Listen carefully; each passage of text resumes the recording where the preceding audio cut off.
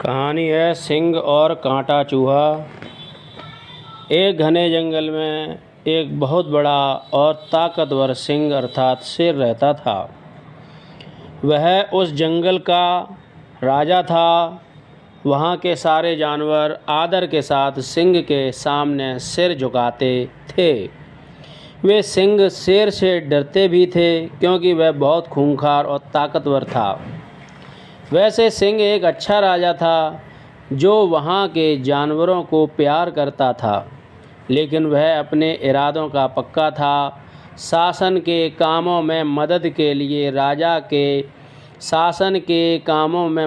लिए राजा ने एक मंत्रिमंडल भी बनाया हुआ था।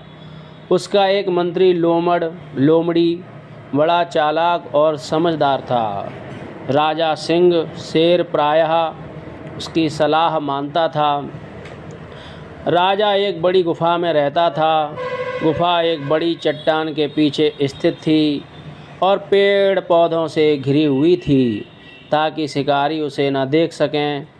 मंत्रियों के बहुत से कामों में एक काम सिंह की गुफा को साफ सुथरा रखना भी था।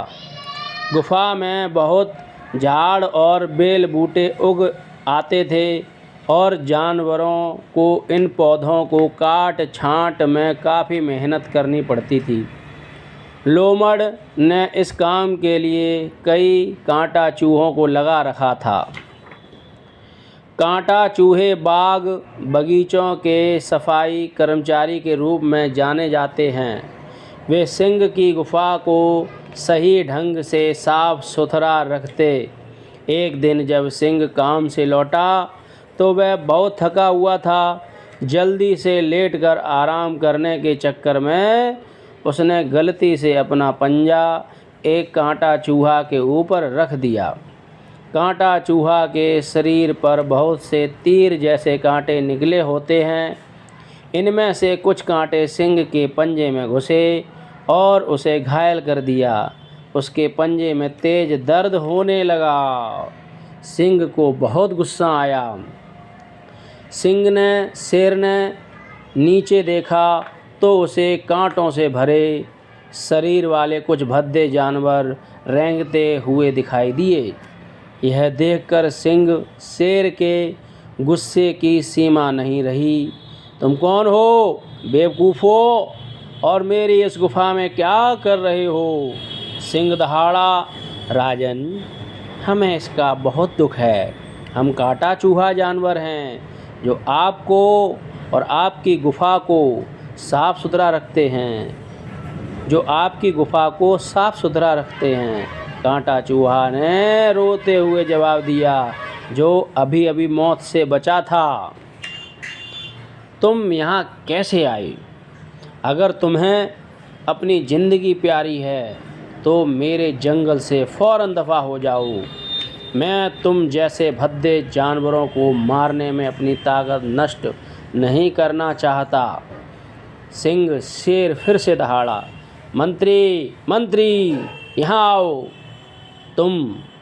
मैं इन गंदे जानवरों को इसी समय अपने जंगल से बाहर देखना चाहता हूँ। शेर ने आदेश दिया, लेकिन महाराज, इन्हें हमने आपकी गुफा को साफ़ सुथरा रखने के काम में लगाया हुआ है और इनका काम भी अच्छा पाया गया है।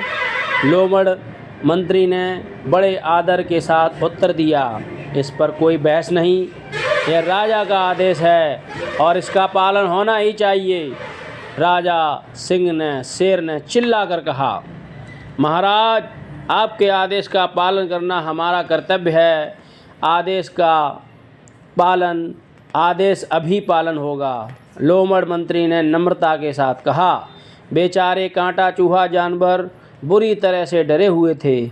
वे इस जंगल में सदियों से रह रहे थे और इसी को अपना घर समझते थे। लोमड़ मंत्री ने कांटा चूहा जानवरों को स्थिति की गंभीरता समझाई।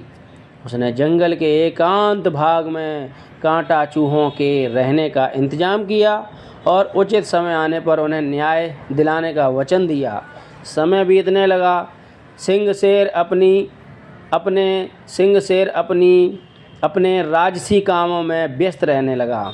अब गुफा की उचित देखभाल नहीं हो रही थी, इसलिए गुफा में हर तरफ घास फूस और झाड़ियों की भरमार हो गई। गुफा अब साफ़ सुथरी नहीं रह गई थी। उसमें तरह तरह की कटीली झाड़ियाँ उग आई थीं।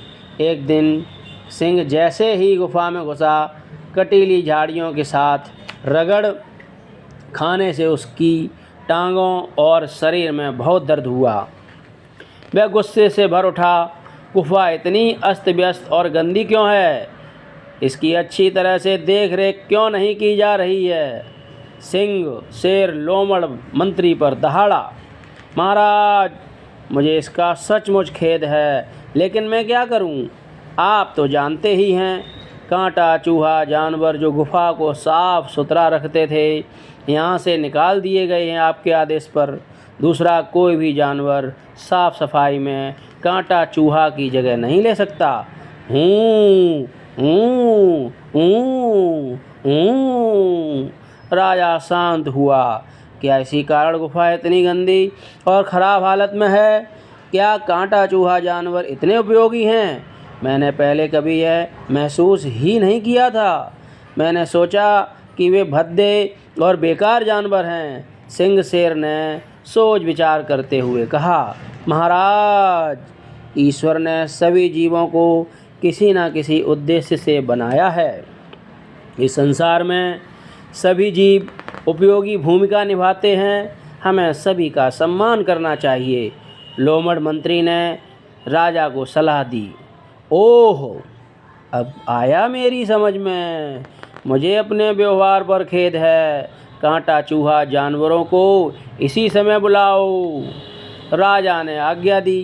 कांटा चूहा जानवरों को इसी समय बुलाओ। राजा ने आज्ञा दी। कांटा चूहा जानवरों को तत्काल बुलाया गया। राजा ने उनसे माफ़ी मांगी और अपने राज्य में उनका स्वागत किया।